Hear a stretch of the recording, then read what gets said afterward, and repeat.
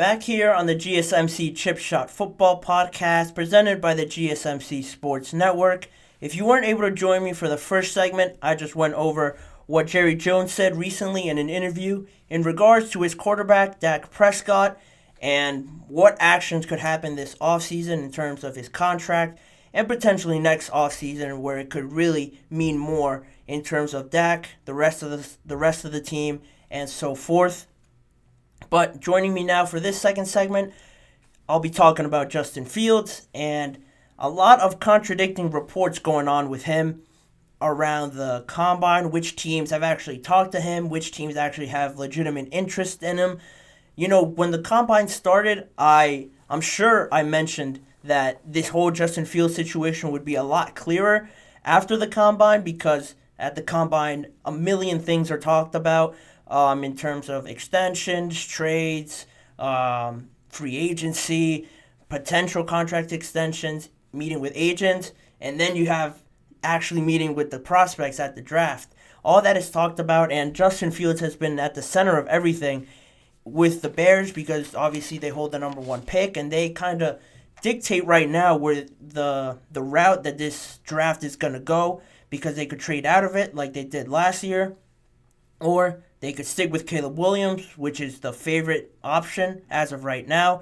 And if they do that, you know, where does that leave Justin Fields? Everyone expects him to get traded.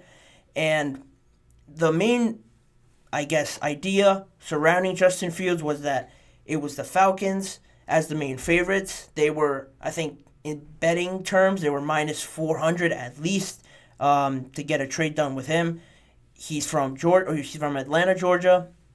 It all made the most sense there to fit into a young nucleus with Kyle Pitts, Drake London, Bijan Robinson, new head coach, new offensive coordinator. It all could be a fresh start for Justin Fields, and it all made sense. You know, the Steelers were also reported in that conversation, but their general manager, Omar Khan, came out and said, you know, a lot of support for Kenny Pickett.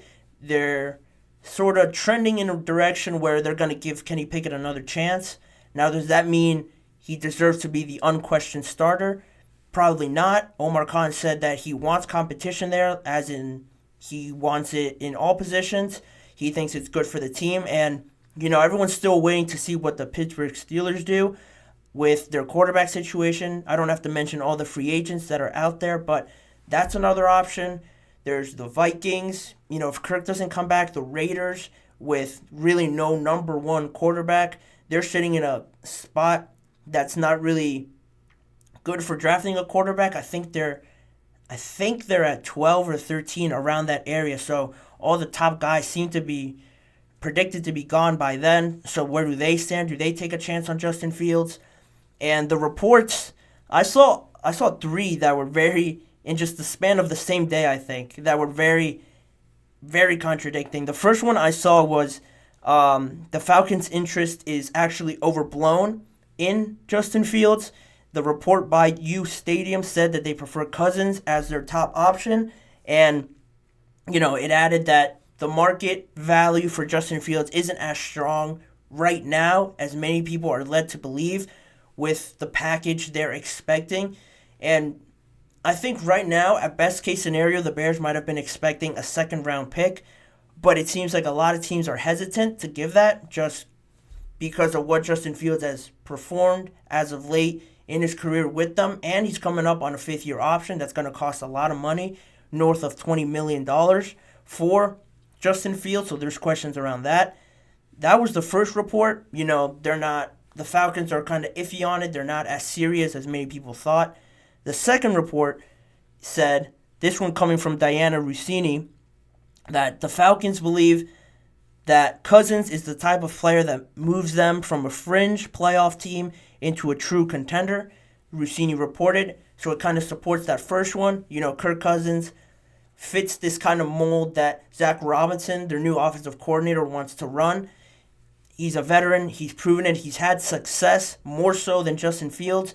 So he can kind of come in, jump in right away to this offense and lead this young team in a positive direction, a more experienced direction that, you know, could be a lot more beneficial for a new head coach, new offensive coordinator, that the first year is so pivotal if they have a veteran leader, especially at the quarterback position, it could go a lot smoother for them, just for personal reasons and for personal preference as well. If you're getting a new job, you want it to go as best as you want.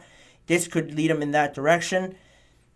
They also added, or Diana Rossini added, that they could make a move for Baker if Cousins, stays with the Vikings and he decides to take their offer, which is at a stalemate right now, those negotiations. She reports also that knowing this could be a seamless transition for Cousins and a talented young group, like I mentioned before. And she said that she expects the Falcons to compete for the rights to his contract. It all makes the most sense to her in that aspect, to bring in that veteran. Even Baker, who's younger than Kirk Cousins, he's coming off of more recent success than Justin Fields, so you could see why they could decide to go that route. It'd be weird because he'd be moving within the division and have to play the Bucs twice in a year. And also with the news that Mike Evans just signed with the Bucs, a lot of people find it hard to believe that Baker will see that and still move on. But, people don't know what's going to happen. And that was the second report, just supporting the first one, kind of giving off the same vibe just there. But the third one was very different. This one coming from Tony Pauline. And he basically said that the word around Indianapolis is that the Bears are actually very close to trading for Justin Fields. That report came out about like 2 to 3 days ago on Friday or Saturday. And very contradicting to what I just said, but in his words, he said, "It is not known if the deal will be finalized or even announced before the conclusion of the Combine. As I reported Thursday, if the Falcons can't come to terms with the Bears for Fields, they will turn their attention to Baker if he's available when free agency starts." He started it off by saying the deal is just about done. Their interest still remains strong, but it's after the Combine where we're going to get the most answers, it feels like now, because we're up to this point and there really hasn't been anything announced on the Justin Field terms. And, he kind of alluded to them still pursuing free agents, but his main thing was that the deal was close. But now we're a day removed from the Combine, and it's just crickets. Nothing has really been said, no rumors or nothing. Anything has been reported on that end. And, the comments from General Manager Ryan Poles, he's trying to say that he wants this to be done as quick as possible for the team's sake and for Justin Fields' sake as well, because it's not good for any of them, for both parties, to live in this sort of gray area, uncertainty surrounding the whole situation. People want to know. They want to base their plans off of everything. I'm sure if Justin gets traded, he'll want to get integrated with his new teammates and his new coaching staff and everything, a new city, as soon as possible. But nothing's really moving right now. And that kind of brings you to a place where you're asking, a lot of different things. One of them is, these teams see the urgency that the Bears have at this moment in time. Everyone is thinking that the Bears are drafting Caleb Williams, so that kind of puts more pressure on them to get this deal done. Everybody else is kind of just sitting back, knowing that the Bears have to get rid of Fields if they're going to draft Caleb Williams. Everyone's taking their foot off the brake a little bit, taking it easy, not banging on their door, trying to get Justin Fields, if they know with the general sense of the Combine that they're going to trade him anyway, so what's the point of rushing it? The later this drags on, the worse it definitely gets for the Bears, because if you get to the draft and nothing's been done and Fields is there, seeing you draft your future quarterback, it's going to be a very awkward one and just add a lot more pressure to the front office. Not to mention how Caleb Williams feels if Justin Fields is still there. What's he going to think going into camp? Everyone reaches out to the new draft pick. Is Justin Fields going to reach out to Caleb Williams? All these weird sensations could go on if this drags on further and further. And it lowers the price lower and lower as well for the Bears and for every other team, because the Bears want to avoid that situation at all costs. And with both of them still being on the roster, they just might pull the trigger on whichever deal comes in, and it could be giving him away for nothing. And that's where the Bears stand out right now, kind of measuring, kind of taking the temperature of the situation, what teams are really interested and, not trying to get fleeced really in the end for their quarterback that they drafted 11 in the first round. It just takes me back to that trade they made with the Steelers for Chase Claypool. Chase Claypool isn't even on a team right now, and they traded a second-round pick for him.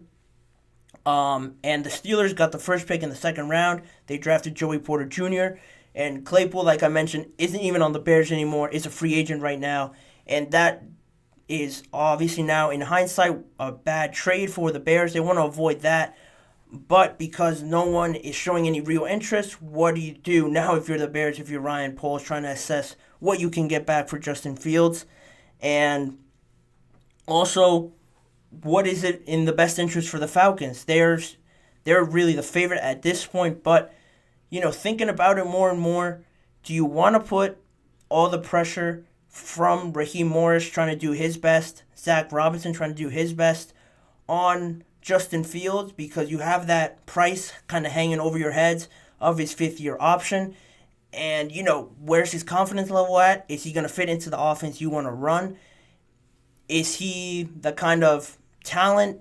I won't say talent because he is very talented, but is he the kind of decision maker, the kind of quarterback that you want running your offense and essentially being the face of your offense if it all goes well, if you're investing a lot in trading for him? The Falcons really have to gauge that and see what's in their best interest. They might think that's too big of a risk for the price tag that he'll take up, plus future extensions for Kyle Pitts. That's coming up as well. So they have to gauge all their options, and they might feel, they need more time. And they don't have to rush the Bears because the Bears have to sell anyway if they're going to draft Caleb Williams.